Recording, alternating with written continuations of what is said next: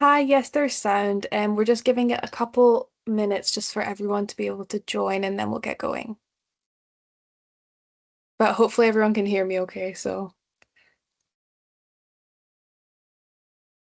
Uh, ma- Can people tell us where they're dialing in from? I'll let you tell them. I said it too quietly. uh oh, Norfolk. I don't know if that's how you pronounce it. Saudi Arabia. That's far, but amazing. Bristol.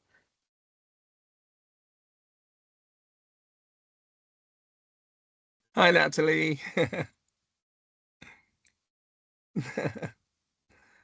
Walton on Thames. Oh, wow. The Royal Academy. Hi, Sylvia. You got Birmingham. Wow. London. This is awesome. Runcorn. Oh, yes. I know someone who lives there. Hi, Murat. Birmingham. Hi, Carla. Preston. Sheffield. Yes. Sheffield's a special place for me. Somerset. Nice.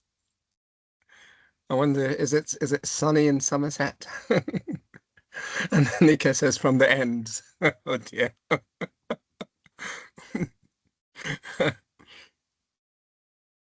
Right, I'll let you make a start. Should we go for it now? Yes, go for it. Go for Okay, it. Hi, perfect. Sandra. Hi everyone. I hope you're all doing well today. So this is our last Black History Month talk, and this one is the Anti-Racist Toolkit. Um, Dr. Ollie, who you all know is our co-founder, will be, presenting the talk today. A little background about him is that he is a visiting professor to the School of Science and Engineering in Dundee, head of the process and safety at engineering consultancy Optimus Plus. He has a doctorate in fuels and combustion, and he's championed successful outreach programs such as Making Engineering Hot, uh, Next Gen, which is the Scottish version, Transition, Real Projects. These are a lot of teams that you guys will know as our partners, and he has co-authored three publications on the influence of role models on the transition of academic study in the workplace and on the sustainability of engineering. Yeah, so I don't know if you want to go on from there. Yes, yes, yes. J just a slight. Oh, there's some people struggling to hear. Oh, I don't know if and the video as well. They haven't got video, so perhaps there needs to be an adjustment to enable video. Just so that people can hear. Can everybody hear me? Video and sound both fine. Okay. Yes, they can see and hear me. So I'll make a start, and in the meantime, Zara will be helping in the background. How is everyone doing today? You can tell me in the chat, or you can tell me by emoji. I'm hoping you can still communicate by emoji. Let me know. How are we doing? Are you feeling good? Not so good, or as young people say, a bit meh. How are you feeling? I'm gonna look at her. Oh yeah, Krista has given me a yes. Says she's okay. Good, thanks. Says Lucy. Great, says Franaz. Hi there. So much better for senior happy face. Thank you, Murat. That's made my day. Thanks very much. And so many people here very happy. Chi is here as well. Well, it's fantastic to be with you. And it's great that we get to talk about something that is really, really important. And I'm hoping that what you get from today's talk is actually something that is helpful to you, and um, something that you can really benefit from. Uh, Today I'm sort of approaching this with a little bit of excitement mostly about seeing all of you guys, but at the same time, and the fact that you're all here just gives me a reason to be hopeful. But at the same time, there is also a sense that this fairer future that we all would like to see, which is evidenced by the number of people who are dialed into this call, is not inevitable. We must actively fight for it through conscious action. We have seen over the last few years, especially, an emboldening of hateful rhetoric and what I will call a relinquishing of the social thermostat by moderates. Martin Luther King once said that his deep disappointment was not so much with the KKK, but with the moderate, who, in his words, were more devoted to order than to justice. So we have a scenario where people in the mainstream or so-called moderates try too hard to placate extremists. And what they do when they do that is that they move the Overton window in a hateful direction and they cede ground overall. So it's therefore never been more important for anyone who considers themselves an anti-racist to stand firm in pride and power. Now, next week, people will gather from across the UK in sunny Aberdeen. It's not so sunny in November, but never mind. Sunny Aberdeen for the AFB Awards. And these events are crucial because they allow us to reflect on our progress. And also, it gives us a time to consider what more we could be doing. Key to achieving this goal, however, is understanding that it is in our collective interest, that the goal of the anti-racist is in our collective interest. It's in the spirit of this year's theme, standing firm in pride and power, that these discussions are taking place. And they're also building on some of the talks that we've done in the past. Some of you may have heard our talks, the ethics of ethnic diversity, or maybe even the equity of ethnic diversity. This is building on it. So the first thing I'm going to do is just share my slides, and um, you can let me know once you can see it. First thing I must remember to do is actually share sound as well. Um, but yeah, let me know. Can you see my slides?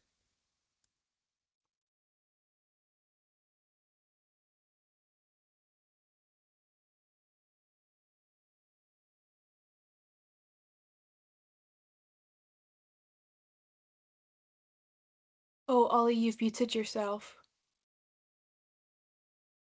Um, Ollie, I don't know if you can hear me, but your sound's muted. Ah, right. You lost my sound. Okay. So can you hear me now?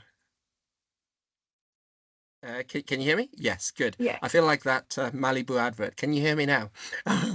So this is the our Instagram page that has a lot of programs that can benefit your kids, young people as young as 8, up into very experienced professionals looking to leadership. You can find out all about our programs on our Instagram page. So we're here to talk about the anti-racist toolkit, but let me give you some examples of the context in which we're in. I was reading this a few months ago. I don't know how many of you have read this. So there was a couple, a man called Olajuwon Ayeni and his wife, Natalie Ayeni, who are obviously a mixed race couple. Natalie has grandchildren, and one day the family did something that is quite normal for most families. They went out to the park. Olajuwon, who's very close to Natalie's grandchildren, was playing with them on the swings, and they recorded this nice innocent moment and posted it online. And then it was picked up by a very well-known activist, far-right activist, who says, "What on earth is happening here?" And then that video got changed somewhat, amended or doctored, and the caption, "African invader is here," is uh, um, uh, troubling or disturbing these young white kids. And what followed was hatred online, people outside this couple's house calling him a pedophile. No sense of what the context was. They got to a point where they were so afraid to get out of their house, and just like that, one innocent moment twisted suddenly leads to nights of anxiety and complete stress for this family. And it is just a sign of the times, of the ways in which um, the narratives can be so powerful, and the ways in which these narratives can often lead to very dangerous outcomes. So, some of what we're talking about is against this backdrop. But the first thing I want to do is I'm going to do something that I've learned recently from reading or listening to a book called The Good Ally by Nova Reed. I'm going to check in on you because some of what we are talking about today is very uncomfortable and might be uncomfortable even for those people who are used to being in these kinds of conversations. For some people, this might be the first in a very long time you've been involved in conversations like this. So, the first thing I want to do is just ask you to check in on yourself and how you feel. When you feel uncomfortable, what are the sensations that you feel? What are the thoughts that come to your mind? The things that might make you either want to move away from listening to what we're talking about. What are those sensations that you might be feeling? And I want you to be very conscious of that whilst we are going through this material, because ultimately, I think it's those feelings of discomfort. Those feelings of discomfort, far from being a bad thing, are actually a good thing. They're not an indication that you're a bad person or that there is something innate. I think there is something innate in all of us that we all have biases and we all have things that need working on. But there isn't anything uniquely different about you if you feel uncomfortable. So I'd like to just start with that. And speaking about comfort, I want to share this very short video that I first came across some years ago by the Rabbi Abraham Tversky, talking about this idea of discomfort and using the lobster as an analogy. So I will just share that now. There's something I want to tell you about the stress and how we have to look at stress, okay? And I think it's an important thing because many people have told me from my lectures it's the one thing they remember, okay? I was sitting in a dentist's office and looked at an article that said, how do lobsters grow? Well, I don't care how lobsters grow, but I was interested in it. And it points out that a lobster is a soft, mushy animal that lives inside of a rigid shell. That rigid shell does not expand. Well, how can the lobster grow? Well, as the lobster grows, that shell becomes very confining. Right? And the lobster feels itself under pressure and uncomfortable. It goes under a rock formation to protect itself from predatory fish, casts off the shell, and produces a new one. Well, eventually, that shell becomes very uncomfortable as it grows, right? Back under the rocks. Good. And the lobster repeats this numerous times. The stimulus for the lobster to be able to grow is that it feels uncomfortable. Right? Now, if lobsters had doctors, they would never grow. Because as soon as the lobster feels uncomfortable, goes to the doctor, gets a Valium, gets a Percocet, feels fine. Never gets off its shell. So I think that we have to realize that times of stress are also times that are signals for growth. And if we use adversity properly, we can grow through adversity. So that is one of the things that under what I will call the actual first tool within the toolkit of an anti-racist. It is that they get to a point where they get comfortable with being uncomfortable. Now, where does this discomfort come from? It often comes from this cognitive dissonance between what we have always felt, what almost comes naturally and makes sense to us, and any new information that we receive. And so we must then ask ourselves, where do these beliefs or information come from? Generally come from three areas. They come from personal experiences. The things that we experience, it's very hard to disagree that those things are true, at least true for us. They come from our influences, parents, community, faith. And they also come from utility. That is, those things that are in our interest to believe. It always reminds me of a quote from Upton Sinclair, where he says, "It is difficult for a man to understand something when his salary depends on him not understanding it." That's a good example of how often people will have views that are convenient and have utility for them for that moment. But linked to all of this is this idea of what truth is. And while we're talking about that, I'll talk about the quote from Gloria Steinem, the writer and activist Gloria Steinem, who says, "The truth will set you free, but first it will piss you off." So that's the first thing to think about when we are There's thinking something. about this concept of truth. So what is it we're going to look at today? We have already talked about the context. We're going to ask ourselves, why is it important to have a toolkit? And we'll talk about the building blocks of that toolkit. So for me, the Anti-Racist Toolkit is a resource that will help individual members and stakeholders connected to the engineering sector or whatever sector you happen to work in to understand racism and to develop framework for conscious action. What happened after the tragic death of George Floyd, is that there was an increase in the number of talks, lunch and learns, and workshops, which became commonplace. But these talks have yet to really be transformed into really evolved into the transformation of the culture of our organizations.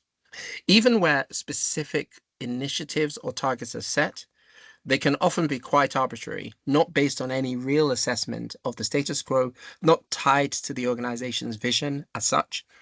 These are noble goals which, in and of themselves, may be useful, but lack any real connection to the organization's key performance indicators and therefore are never embedded and not sustainable.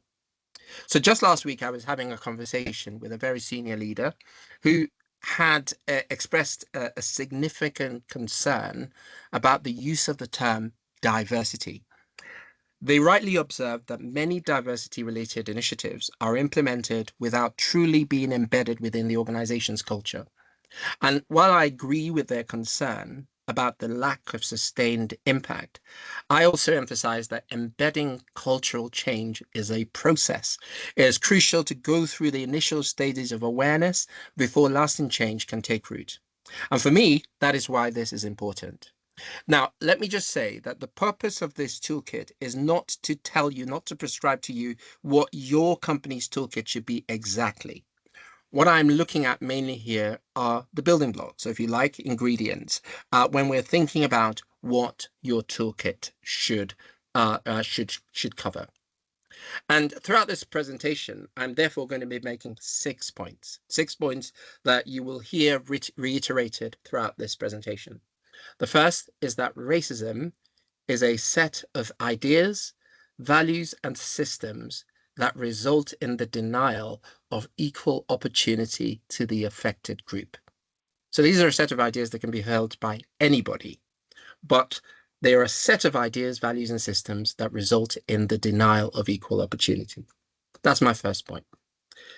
Second point is that racism cannot be understood through the lens of generic EDI. The third is, to address racism, you must investigate where there is racial inequity in areas you hold power. And we'll talk a little bit about that. 4, meaningfully involve people of color in the process. You cannot achieve the anti-racist toolkit without involving your ERGs and the people who are most affected. The fifth thing is you must have an action plan. And the sixth is you can use power to make measurable progress towards racial equity. So these are the 6 points that I'm making today. Racism is a set of ideas, values, and systems that result in the denial of equal opportunity to the affected group. Racism cannot be understood through the lens of generic EDI. To address racism, you must investigate where there is racial inequity in areas you hold power. You must involve people of color in the process. You must have a deliberate action plan, and you can use power to make measurable progress towards your racial equity. So let's start with the first point, racism. Racism is a set of ideas, values that result in the denial of opportunity. And the easiest way to understand this is to look at the timeline of racism. And this is something that we covered last year during Black History Month, and I've covered in many of your companies on when we talk about the ethics of ethnic diversity. But just to go over it again, racism has been around for about 500 years, originated from the proto-racial concept of purity of blood, which was articulated after the Reconquista in Spain as a way of making a distinction between the Moriscos, Marranos, Muslims of Spain and real Christians. And those Moriscos and Marranos were eventually, Morisco Muslims, Marrano Jews were eventually expelled out of Spain. The same attitude was taken, same religious racism was expressed when these conquistadors settled in the New World and subjected the Native Americans and Native Indians to incredible suffering. And, you know, we talk about the role that Bartolome de las Casas, a Dominican monk, played in ensuring that those discussions, because it was the equivalent of a genocide, really, of the Native American people who went from millions to tens of thousands and could very easily have been decimated were it not for the role that he played, who had theological arguments to demonstrate the humanity of these Native Americans. And we talk about the fact that he then said, why don't you look to Africa as a way of making up the labor shortfall? In that talk, we talk about the era of scientific racism, which, stemmed at this point from ideas that were not disconnected from the religious roots of racism, but talked about the inhumanity or the intellectual and biological inferiority of certain people who were from people who were African, people who are Asian, even people who are Jewish and people who are Irish. And we talk in that scientific era ended. Really, the scientific era of racism actually ended after the Holocaust, because that's when the world got to see how dangerous this idea of purity of blood, this idea of superior biology, stemmed from.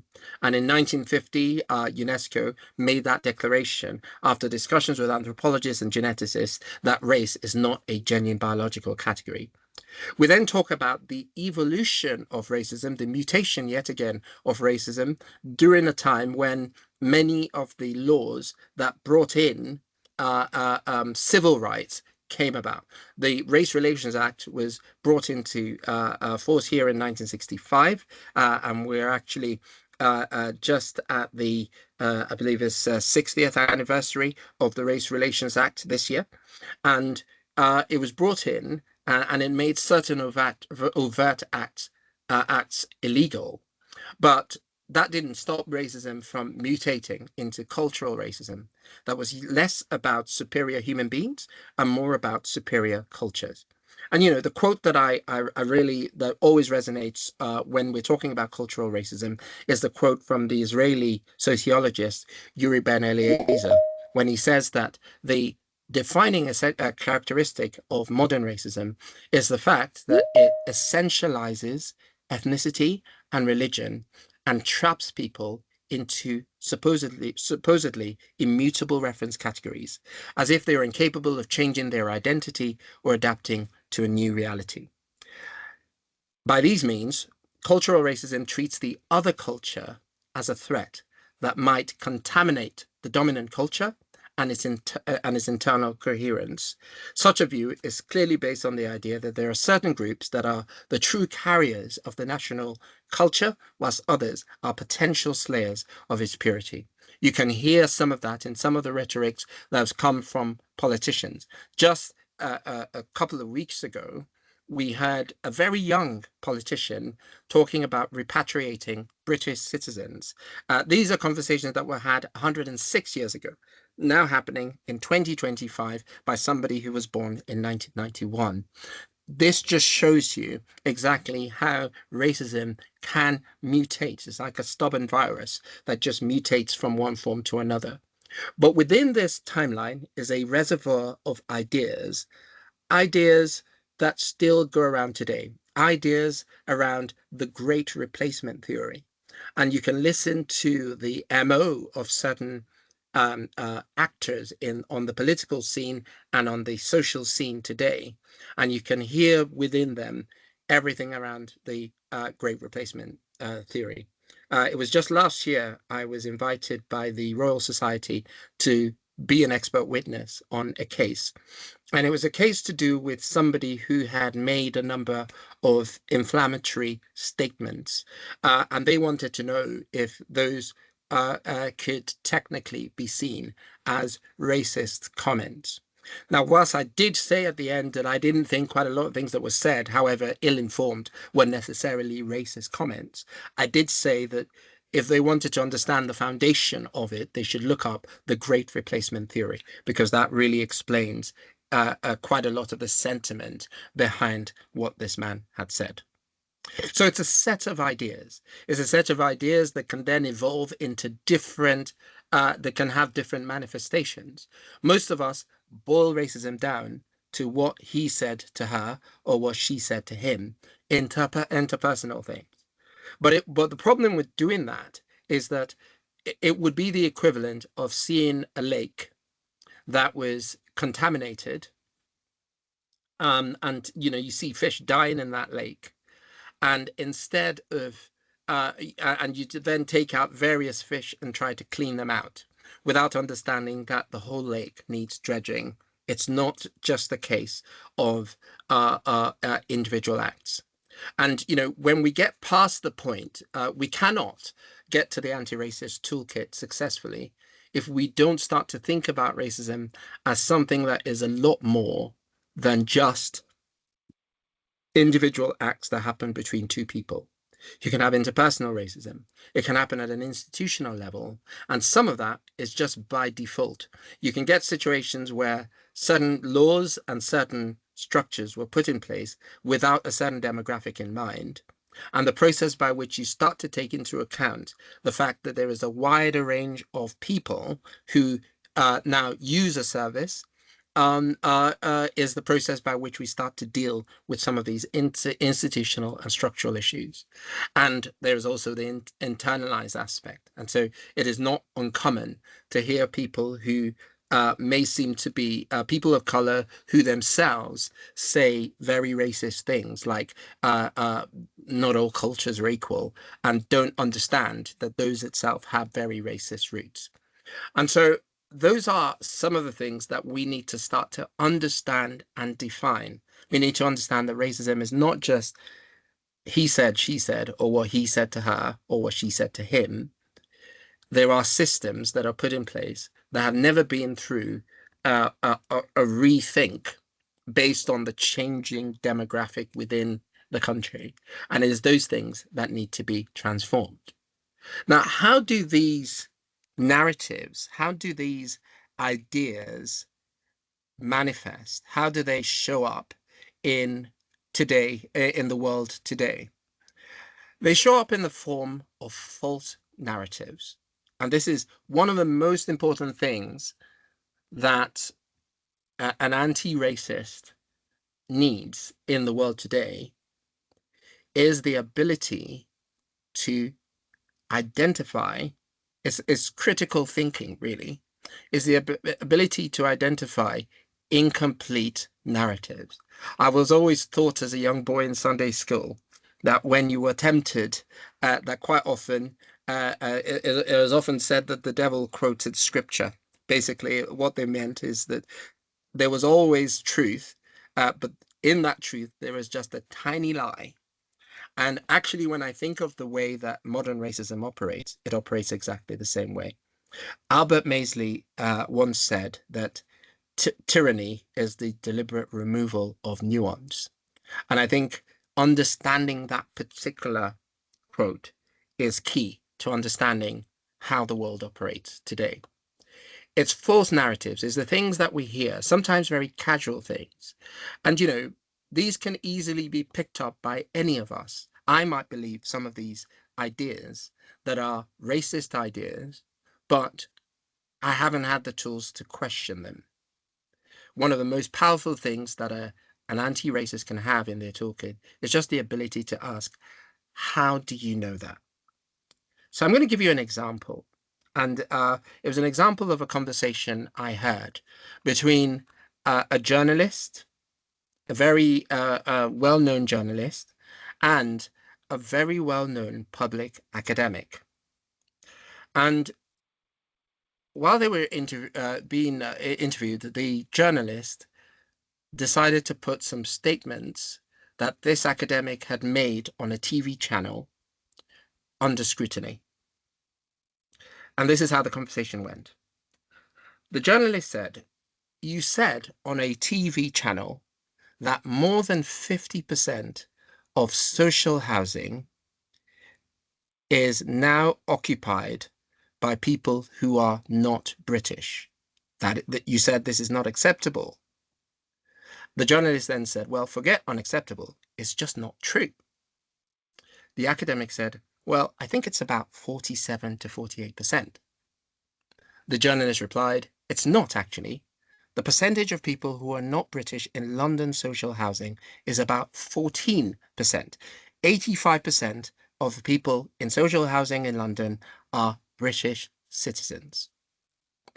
"No, no," said the academic. "My view is that in terms of housing, we're in the middle of a housing crisis, and I think we should have a principle of national preference in our housing market." The journalist says, "We do.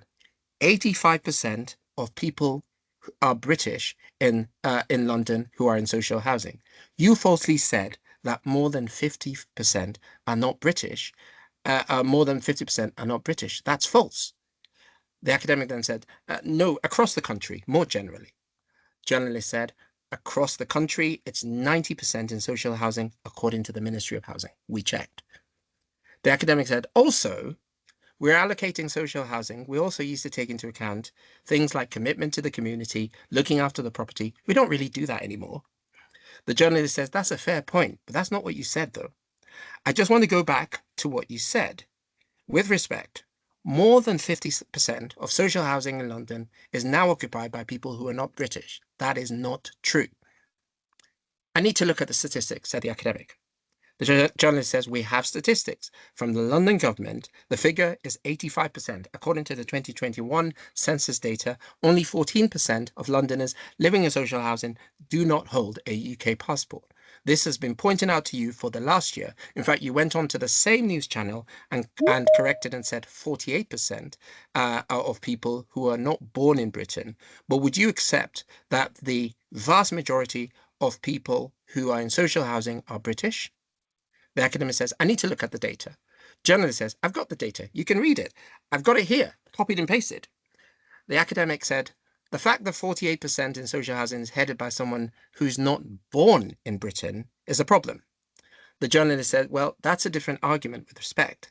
Let's have that argument. You were wrong on the first point." The academic says, "I don't think I was wrong on the first point." Journalist says, "You were 100% wrong."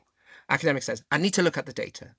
The journalist says, "Well, the mayor of London, the census data." The academic says, "I don't think the mayor of London would be a credible source on that." And the audience gasped in surprise. Journalist says, "The London government?" Well, the academic says, "Well, he's a highly political figure." The journalist says, all right, how about the Ministry of Housing? 90% of social housing go to UK nationals. You're making some sweeping claims and they are wrong. And you also said on the same channel, I bet nobody knew that it's a criminal offence to hire illegal immigrants in this country. That's not true either. You can be sent to jail for 5 years, according to the British government." And the academic says, "I don't think that's right. You can hire under certain conditions." So I could continue this conversation, but you can get the idea of what I'm saying here. There was a statement that was made that anyone, regardless of whether you were somebody who was supportive of this man's political leanings or not, could easily be taken in by those statements. So false narratives are a very important part. You saw it in the example that I shared earlier with Olajuwon and Natalie Ayeni, whose life had been turned around just by a false narrative. So that's the first thing. The anti-racist needs to understand that one of the most important things is the ability to ask the question, how do you know that? And to have the ability to just think critically and just ask that additional question. This is true of all of us, by the way. We should all be asking those questions, even when we hear information that seems to favor our point of view. The second point here is the dog whistle. And, many of you will be familiar with the idea of the dog whistle, but it also has a very, very interesting history. Where it stemmed from was by, sorry, it stems from a interestingly, the person who invented the dog whistle was someone who was himself a eugenicist. If you look up the name Frank Galton, he was a very important eugenicist. Now, most of you will know that the dog whistle is a whistle that blows and at a frequency that only dogs can hear. And quite often, a lot of modern racism will masquerade in that way. Some of you may remember the 2005 election, the Are You Thinking What We're Thinking advert by one of the political parties. And there was that tendency to make certain statements with almost hidden codes that generally anyone who was sympathetic with the idea can understand and can pick up on. I've known many people who are mixed race, who present as white, who, when people see them, they look white, and they've all been in situations where uh, the gathering thinks it's pretty safe to say whatever they want to say, and somebody starts to say a lot of things that are incredibly racist that they would never say if there was a person of color there. And and the same can happen even when there are people of color there with dog whistles. And the ability to be able to understand what is happening, and again, to be able to provide a different view is so important, is a very important tool of the modern anti-racist. So we talked about false narratives. We talked about dog whistles. What about gaslighting? Here's another one that, again, a lot of uh, people who may have heard the term, but may not always know where it came from. The term gaslighting came from a movie, an Oscar-winning movie in 1944, and it came from the story of a world-famous singer. In this movie, there was a world-famous singer, Alice Alquist, who was murdered at home. The perpetrator left valuable jewels for which he had killed her after being interrupted by Paula, Alice's 14-year-old niece. Paula then went off to Italy and trained to become a singer. And she met and fell in love with a man called Gregory. And they ended up living together. Gregory eventually convinced Paula, who was sad about Alice's death, to hide her belongings in the attic. Events eventually take a turn for the bizarre when, at the Tower of London, Paula loses an heirloom brooch that Gregory had given her. And despite it being stored safely in her handbag just before going out, a picture then disappeared from its place on the wall, and Gregory said Paula took it, one of many instances of her removing and hiding things. Paula also used to hear footsteps coming from the sealed attic, and she always saw the gaslights dim and brighten for no apparent reason. And whenever she would point this out to Gregory, who, by the way, I'm sure you'd have all picked up, was the original perpetrator that killed Alice in her home. Whenever she would hear those sounds and see the gaslights dimming, Gregory would suggest that these things existed only in her imagination. And this is what often happens with gaslighting, because the purpose of the reason why gaslighting happens is to draw attention away from the person making from the person who has perpetrated the act, and to draw attention instead to the person who made the allegation. The point is to undermine and to make a person question their own judgment, perception, or memory. Racial gaslighting is exactly the same. It makes the victim question their own judgment on issues of racism. It's a convenient tactic used to derail accusations of racism and shift the scrutiny to the accuser, forcing them to question and reassess their own response to racism rather than the racism itself. Questions like, did it really happen? And why is it always about race? Or sometimes, and this is a very, very clever one, we would usually deflect from talking about racism by pointing to some other act of racism or some other important cause. One that I found quite often would be people say, oh, why aren't we talking about neurodiversity? Or you might hear it's more to do with social class than it is to do with racism. So it's more race than class. And quite often, the people who mention this in every other circumstance are often not really that concerned about social class. It is just a tactic. Because the truth is, social deprivation is still the biggest barrier for all people getting an opportunity in life.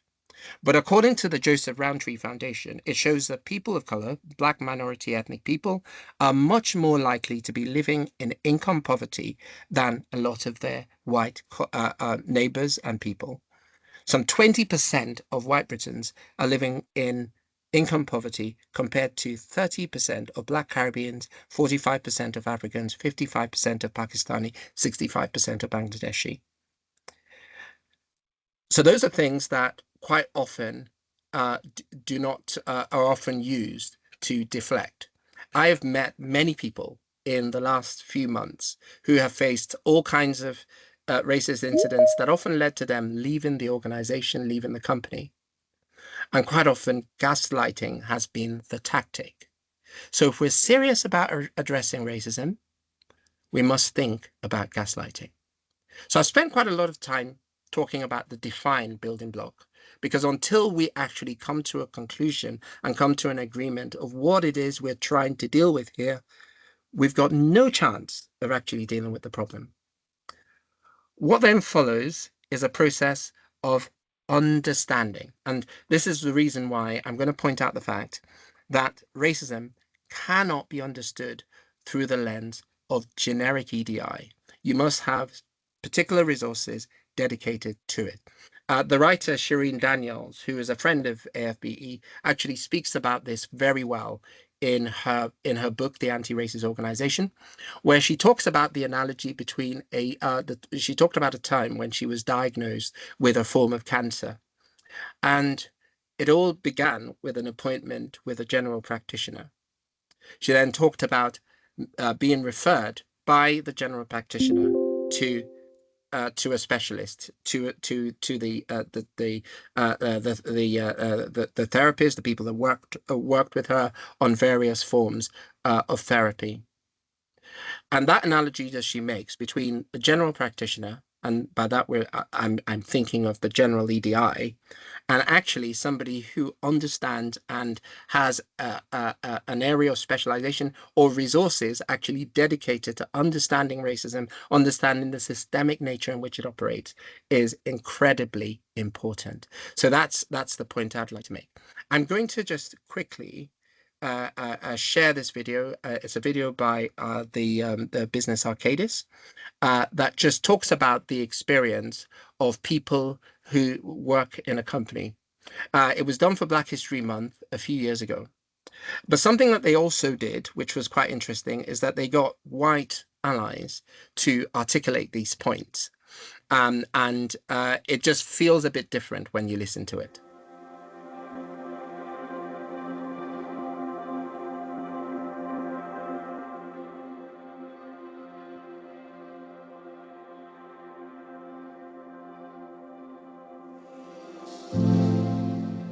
As a black person, I feel like I can't bring my whole self to work. I feel like I'll be criticised as being unprofessional because my manner of expression is different. I felt like there was a prejudice against the way I sounded. I had to change the way I spoke to be taken seriously because I sounded too black. It was only after this change that I was permitted to be client-facing. I really struggled when I first joined Arcadis because I didn't have any access to mentoring or guidance from senior staff, and there certainly didn't appear to be any that looked like me. I went out to lunch with two black male colleagues. When we returned to the office, one of them suggested that we split up before entering the building. We didn't want to seem like we were a threat to people.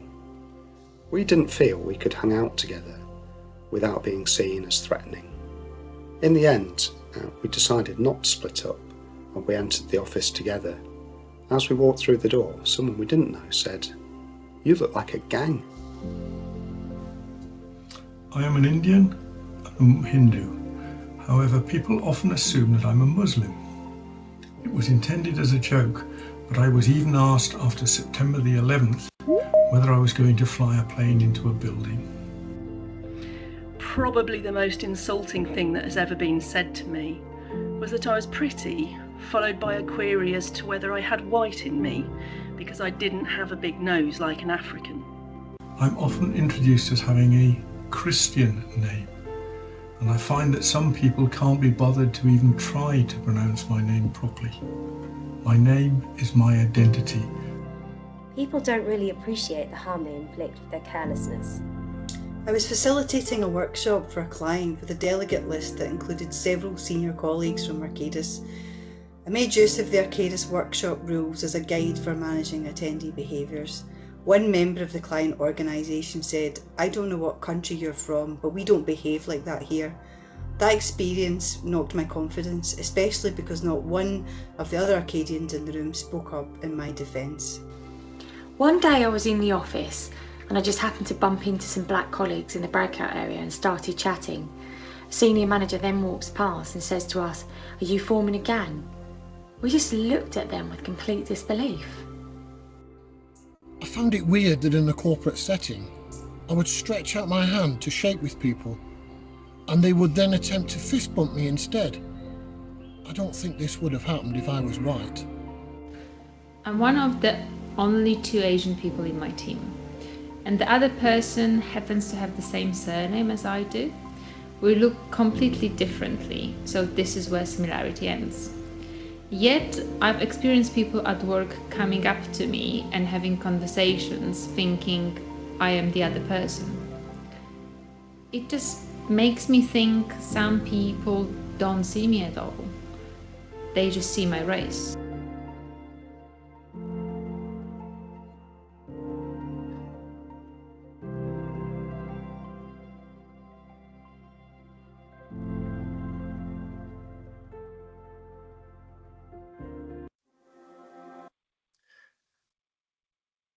So if you've got any thoughts about that, if it sparks any thoughts in your head, please feel free to just share those in the chat. Now I'm going to quickly move on to the next step. So the next thing we need to do is investigate. And when I talk about investigating, I'm talking about investigating where there is racial inequity in areas you hold power.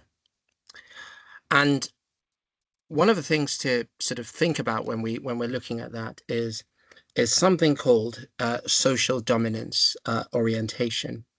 There is a tendency within organizations, and if you have time, I'd encourage you to look it up.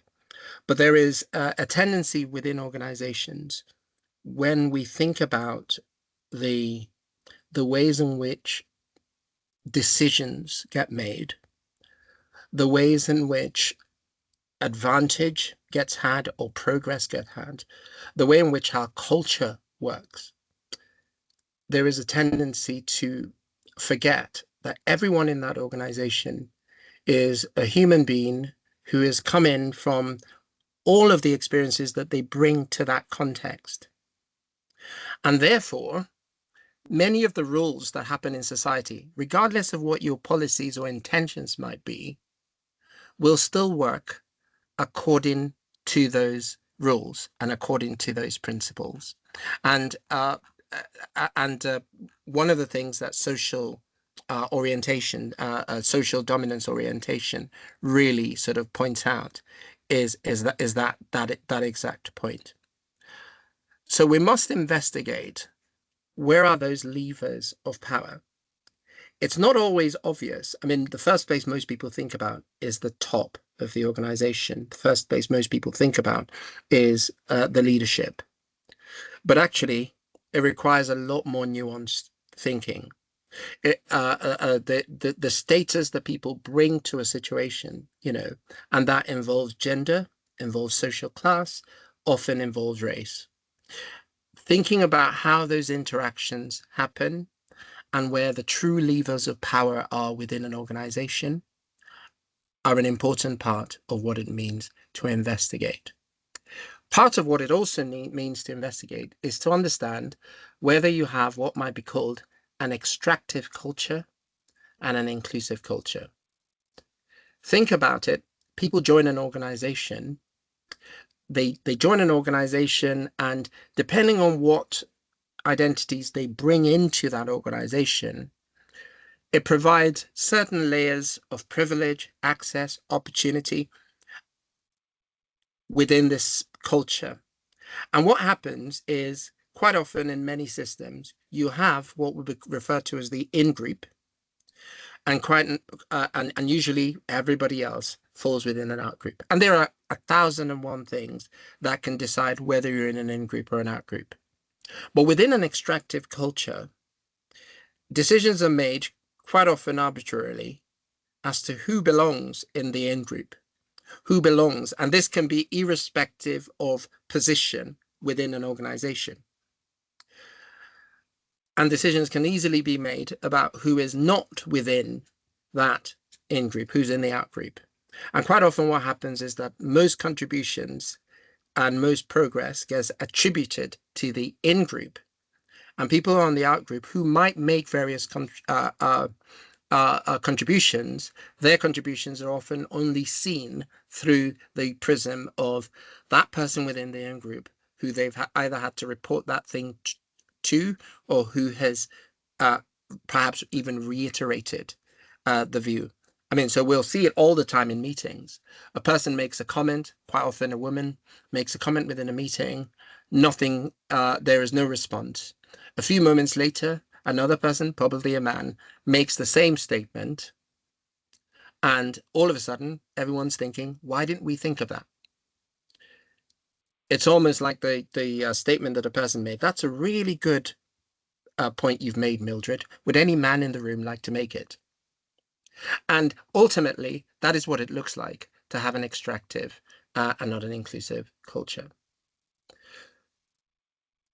So the first thing we must do is define. The second thing we must do is investigate. The third thing we must do is involve. And that's involving your ERGs, involving the people who are most affected. And we will come back to this point in a minute. And then the next thing we must do is plan. Now, I saw somebody in the chat ask, is there actually an anti-racist toolkit that you're going to be given? Yes, there will be, but ultimately, one thing I said at the very start is that the idea of this session isn't to tell you what your toolkit needs to be. It's to give you what the building blocks are. And what a race equity plan might look like here is the establishment of a quantitative and qualitative baseline, a look at recruitment, learning and development, pathways to career progression, organizational culture, mentoring forward and reverse, allyship, and engagement of the industry. If we're thinking of what your plan looks like and everything that we've been talking about, what it builds up to, it's right here on this slide. And we'll go on to talk about it. So how do you implement this plan? Well, the first thing to do, and I learned this whilst working with one of our partnering companies some years ago. I said, first thing to do is begin from the top. Unless you have the management buy-in, you can have the best policies, you can be the most woke company, it will make no difference. So first thing to do is begin at the top. And once you have the buy-in, once you have the level of awareness, once you have the agreement of leaders, then we get to the point where you can start to ask, where are we really? And that for me looks like these things. It looks like ensuring that whoever is asking those questions is genuinely independent of the company. We've had sometimes partners come to us and they want to know, we do this recruitment audit, and sometimes they want to know who is going to be responding to this. And what we say is, if you tell us who to respond, you'll get the answers you want. What we want is to ensure independence. And that audit needs to be of people, of policies, and of your digital systems. The audit must be intersectional. So yes, whilst it might look at race, it must look at race through the lenses of what it's like for a person who is Black and minority ethnic and disabled, Black and minority ethnic and maybe LGBTQ, Black and minority ethnic and a woman, or of a lower social class. And those are things that are quite easy to do if, when you provide the response, you also give an opportunity for people to actually point out some of those markers. It needs to be qualitative and not just about numbers. It needs to be about stories. And I can assure you, it will be uncomfortable. And I remember the ICE did this a few years ago where they did a proper audit. And when you read it, naturally the impression you get is discomfort. And same thing at the University of Dundee, there was a race audit done. And again, it came up with that. Be prepared for that. Think about the social, not the medical model. This is something that you will see in discussions around disability. Do you end up with policies that are focused at addressing the needs of a particular community, or do you think about systemic change, which would also benefit those people and everybody else? And then also, don't just think about the core business, think about its supply chain. Don't rush to implementation. Take the time to understand what the enablers and barriers might be to act on the findings, and then make incremental changes. There is a tendency sometimes that if we try to do things too quickly, it doesn't work. And then the next thing we must do is measure progress. And we have a particular tool. The AFB has a tool, the Engineering Ethnicity Index, that looks at this. And we have a section on our website. And I believe Johannes Scarlett is also on the call. If we can put there is an EEI at afb.org.uk email address you can contact if you're interested in the Engineering Ethnicity Index. But what those things look at are things like the Race at Work Charter, equality impact assessment, leadership and management, stakeholder management, people strategy, and talent management. So I'm going to there. I know we're just on the hour, and just see if there are still any questions. Just while we wait for some questions to come through, I actually had one myself, if you don't Go mind, on. Ollie. So I was just wondering, for those of us who have grandparents or co-workers or just people around us that don't have bad intentions but have maybe made a comment that to us is racist, how do we, without making them feel shame, how do we correct that and make them realize that what they said wasn't okay, but with love, so that they can be scrutinized properly? That's a really good question, and sometimes the reluctance, if you like, to to ask questions in these kinds of contexts often comes from that fear of shame. I think the place that we must always begin is starting from the position of knowing that we are just as vulnerable to some form of prejudice.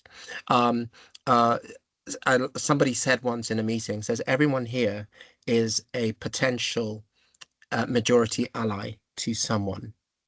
And if we think about it in that way, we will all be in that position where it's our turn to say something that is maybe inappropriate. So if we start from that place of empathy when we try to answer those questions, and then there are ways of using analogies, and I'd say particularly humor, in helping people to see why things are wrong. Or sometimes just asking the question, why do you think that? Why did you say that? And gently, I will say gently, sort of leading those people or explaining why you think differently. So I guess my answer is more, it's not so much what you say, it's about the approach. Our aim should never be, I don't think, to shame people,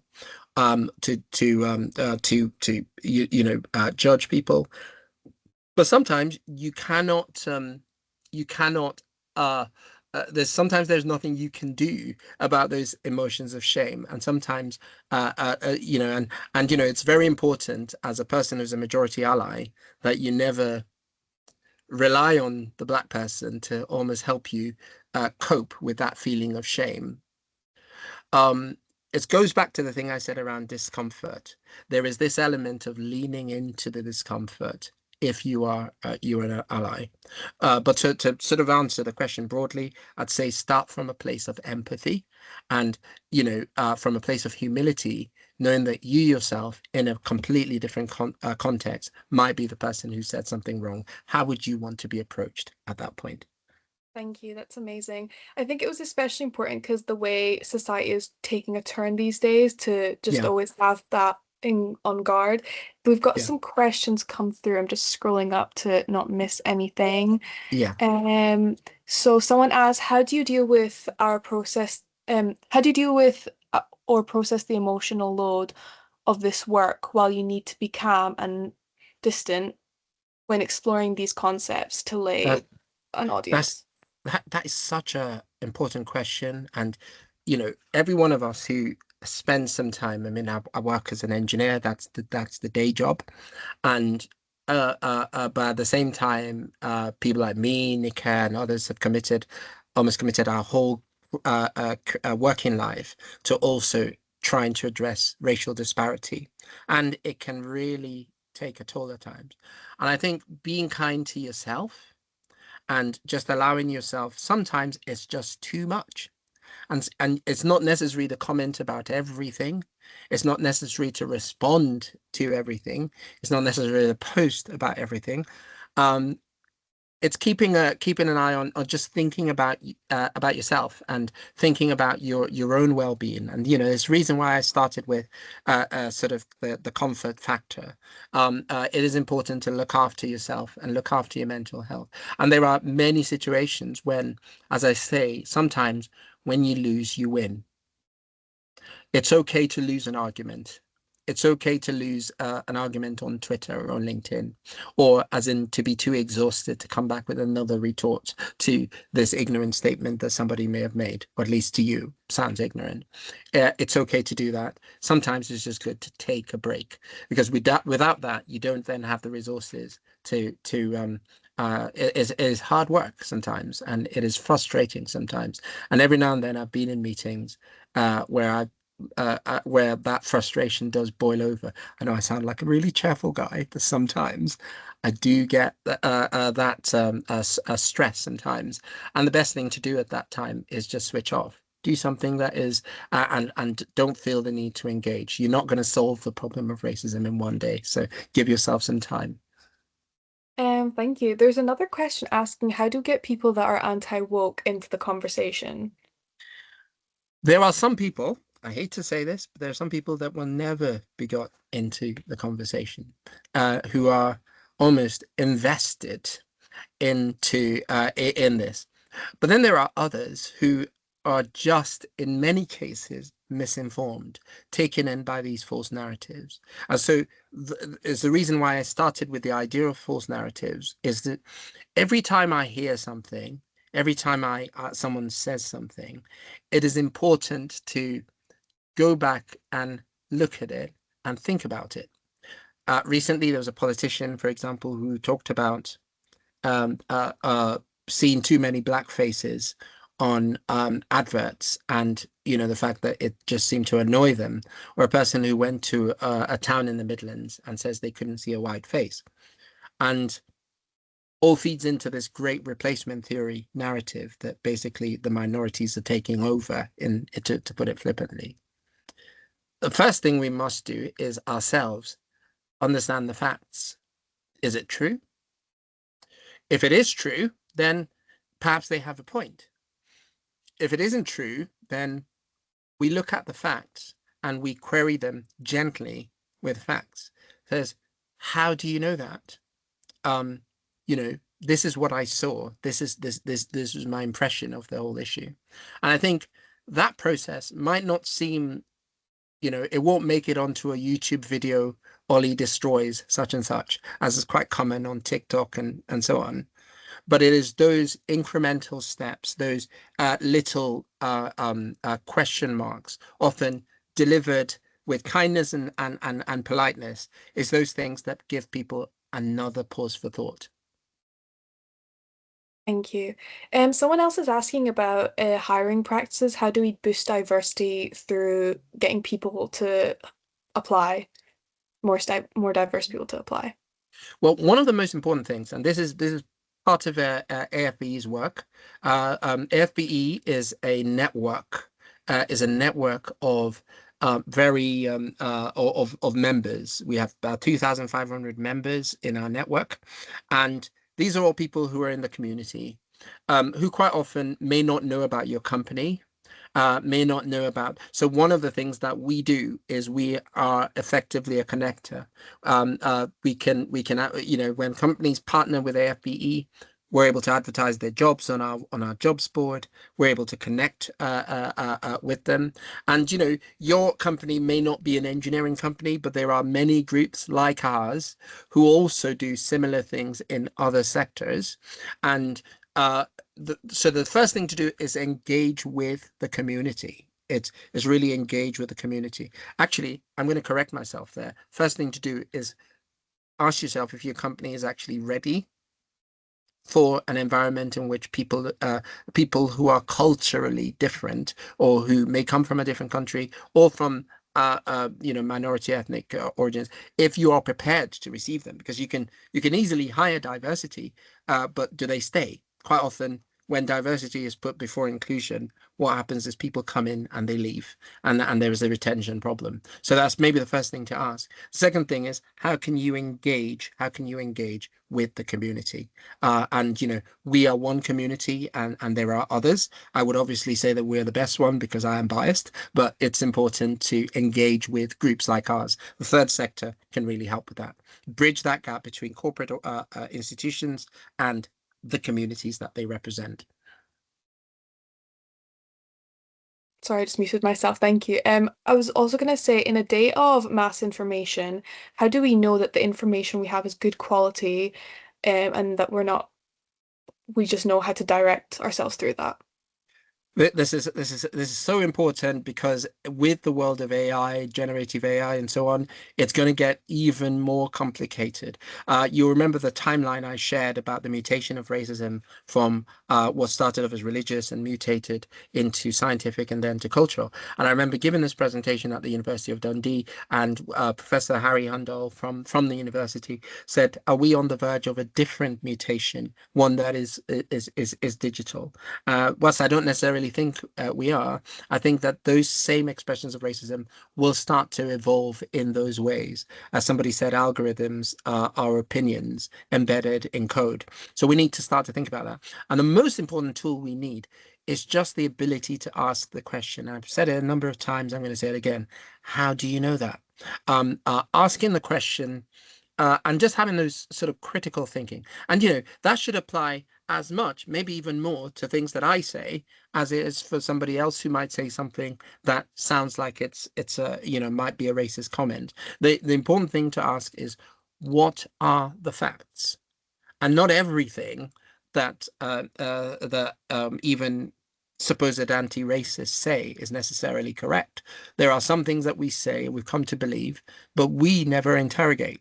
So we need to start to apply that skill that is even more important, which is critical thinking. For any information I'm getting, have I got the tools? And boy, do we have so many ways of fact checking or just getting a variety of opinion. I love speaking to people who think differently from me.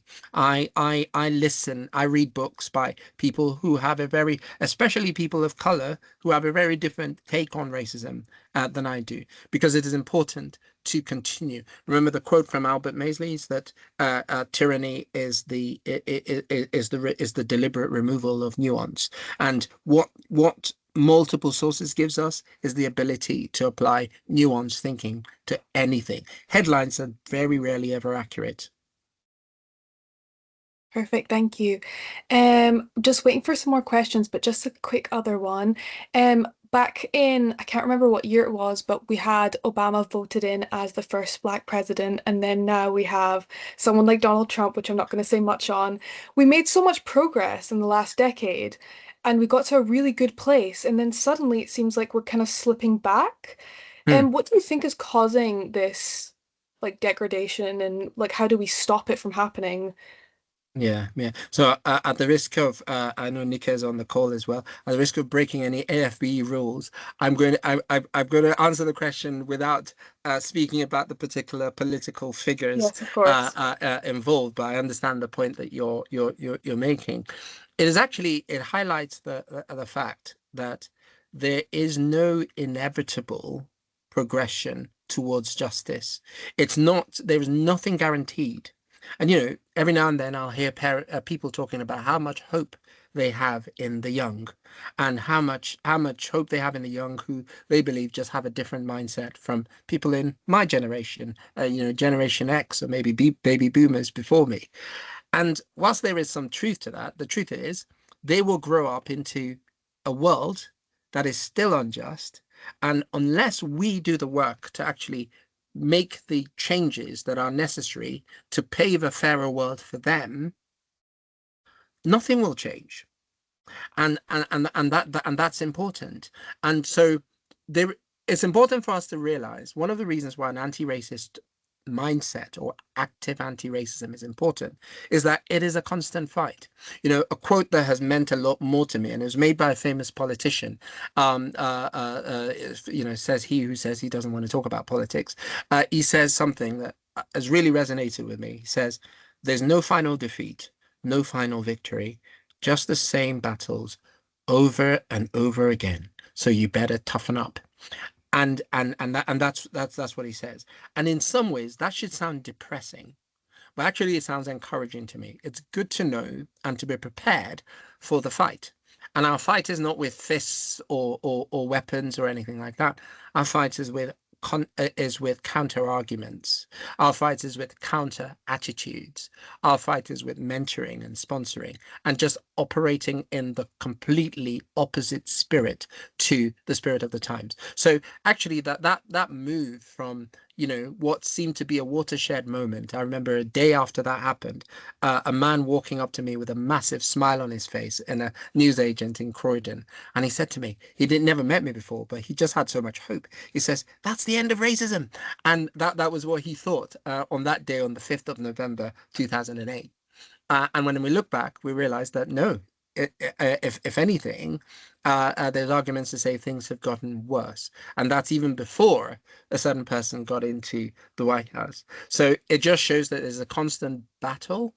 And the enemy, not in the sense of human beings, but in the enemy in terms of ideology, is not resting. And there are millions and millions of pounds and dollars supporting those campaigns. There are academics today who are funded by foundations that come from a bygone era.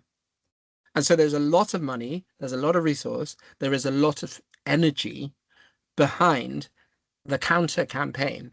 So for anyone on this call, and there's so many of you, who who's decided that you are committing to be an anti-racist, be prepared for a fight. But it's, as I hasten to add, it's a fight of a different kind. It's a fight with attitudes, with arguments, and but realize that there's no end to it. It's the same battles. It feels like a carousel. Every now and then you think, is this over? No, it isn't. You come back again and you're dealing with it again. But the fact that you know to expect it should be empowering, not discouraging. Thank you. That was great. I think we've just got one final question. Oh, wait.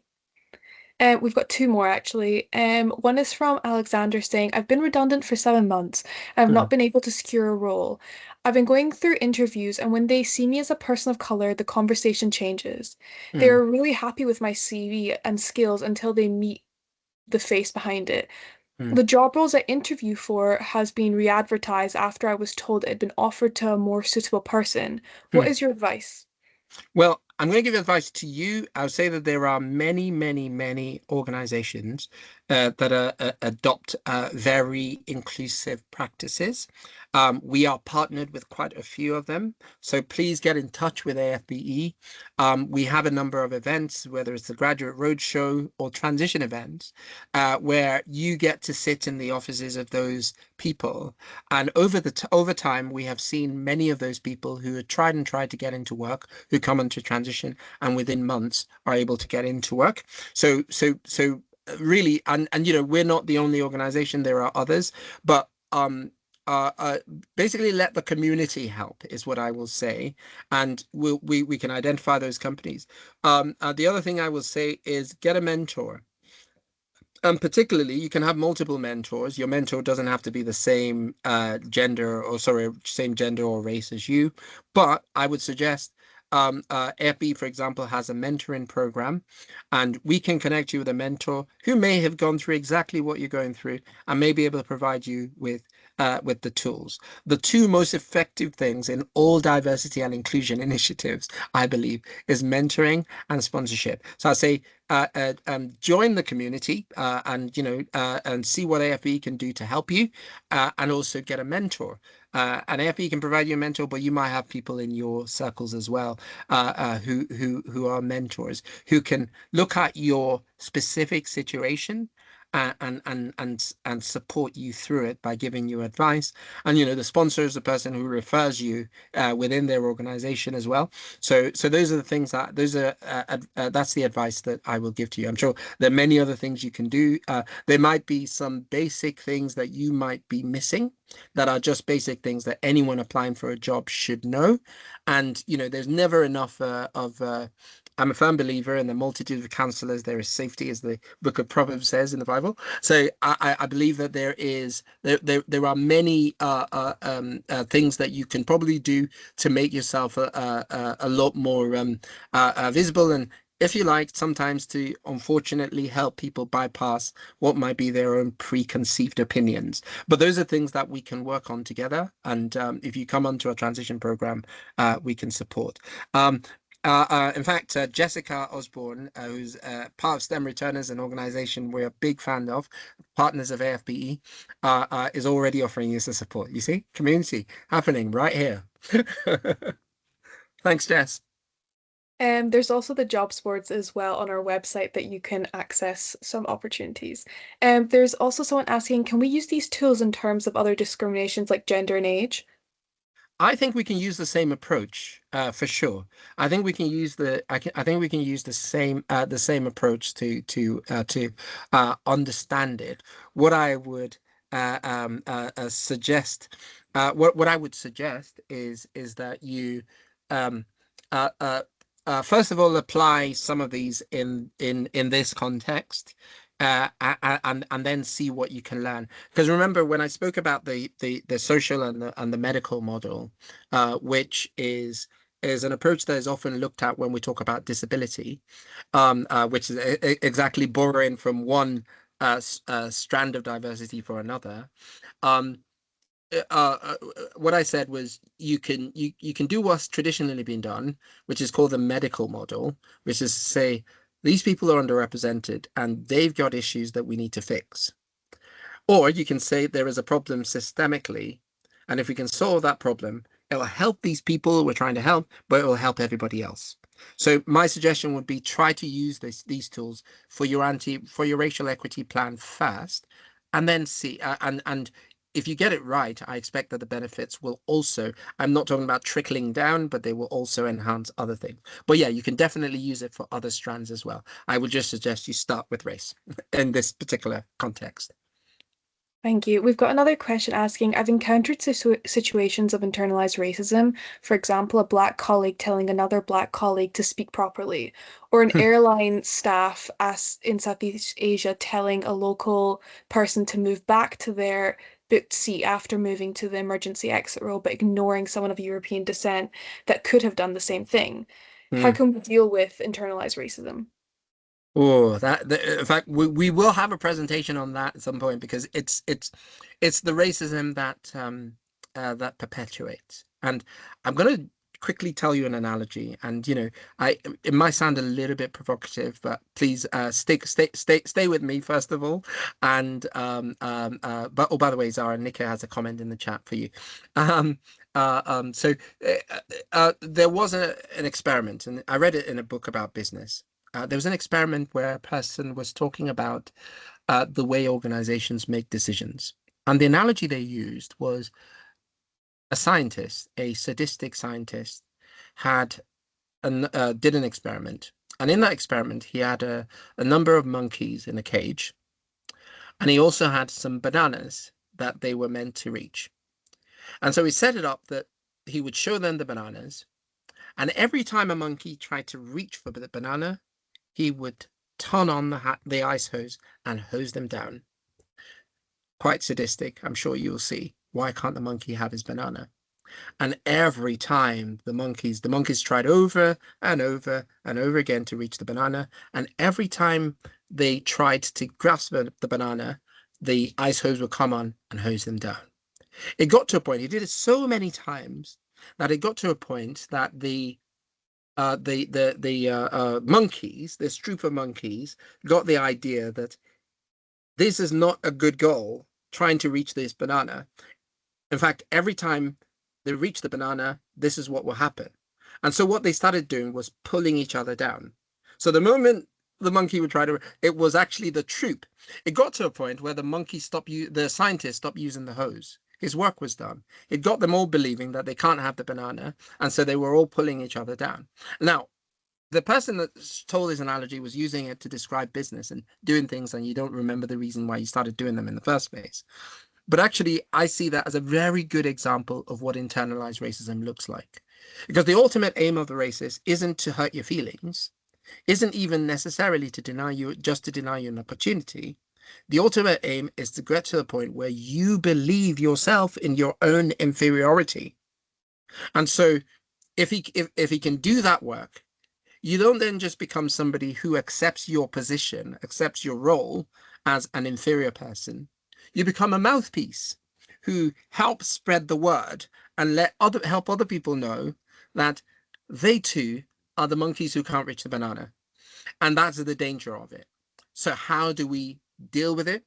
The first thing is to realize that it is there. It is there to understand its existence. And they say sunlight is the best disinfectant. So it's important for all of us, myself included, to recognize the multiple ways in which we too still buy into this idea. Last year, Black History Month, I attended a fascinating talk by Isabella Mascarenas and Kalber, her husband. And they talked about some of the achievements of African people. And they talked about it, and it was fascinating. But at the same time, I had this strange sensation of feeling uncomfortable. Why did I feel uncomfortable? A lot of it ran counter to much of what I've been told all of my 51 years on this earth. And so I felt uncomfortable because of that cognitive dissonance between the powerful things they were saying Africans had done and the many things over the years, even somebody like me who, I think reads quite a bit, had assumed from the time I was young about people from Africa. And so every one of us is infected by this virus. And the most important thing we can do is recognize that it is there. And the moment you can recognize it, you can start to think about how you act against it. You can understand when you are being a victim of it. You can also understand that there are some things you will never deal with. But the important thing is to know that it is there. That tendency to almost look down on yourself. So when Marcus Garvey gave the Emancipate Yourself from Mental Slavery, something that Bob Marley popularized in his book, in his song, Redemption Song. When he talked about that, that's exactly what he was talking about. And so it's just that process of learning and unlearning. I love the sunlight is the best disinfectant. It's just great. We've only got 4 or 5 minutes left before I think the session time's out, but I've just got one more question. The structural racism should not be limited to privilege, white people in quotation marks, as stated in slide 9. Why Mm. is there a color mentioned here? Racism is also about perceived bloodline. In some countries, simply people's birthplace is a cause of being subject to racism. Yes, so I saw that, and it's from my friend Murat. We'll have other discussions about that. So there is something very specific, and it's what we're referring to here about white privilege. And but there are other forms of privilege. I describe myself, for example, as having uh plenty of privilege, but one of those is ableness privilege, and it means that there are things I don't have to think about when I apply for a job. I don't need special access ways, I don't need special software in order to do my job. I have a friend who is disabled, who worked as an engineer for 10 years and then lost the use of her hand, and after that found it very difficult to find work. Now, I've been stopped by police before. I've been denied opportunities. I've been called racial slurs. And I've even had a colleague say, as an African, you are less intelligent, actually say that to my face. But none of that has happened because of a disability. In the same way, when we talk about white collar privilege, which is a real thing, we're not saying that those people have had lives of affluence or have never suffered any challenges. We're saying that for all that they have faced, it hasn't been because of the color of their skin. And why that's important is that within organizations, it's not there to invoke feelings of guilt or shame. It is there because actually knowledge and understanding of privilege is a very important tool in the anti-racist toolkit. The man who has the privilege of being in the boardroom as a result of a culture that favors him has privilege, and he can use that privilege to mentor and sponsor female colleagues who are competent, who just haven't been seen. He can say, what about Zara? She's a brilliant person. Why don't we consider her for that promotion or that job? And it's the same thing with white collar privilege, which is a reality, a sad reality in our society. And it's a reality. Actually, I'm even wrong to call it a sad reality. It's just a reality, which thought about in the right way can actually be a really powerful tool for an ally. And that's not to say that other forms of privilege don't exist. Of course they do. But in this particular context, in the context of racism, especially a primarily Western context, I'm afraid that is what we mean. Thank you so much. I'm just curious of like if we're gonna get kicked out or not because it gave me a warning. But thank you so much everyone for your time today. Thank you, Ollie. It was amazing as always. Yeah, thank you guys for staying so long and giving us your undivided attention. Amazing, amazing. If you haven't yet signed up for our gala and awards in Aberdeen, celebration, I forgot to say, is a very important part of the anti-racist toolkit. Come and, do some dancing and, shake a tail feather. We run the best parties, trust me. It's always important to celebrate life. Yes, 100%. Thank you all. Thank you. Yeah, Tosin will be there, so be like Tosin, join. Sign up. Thank you, Nico, for putting that in the chat. This is just for if you want to get tickets for the gala.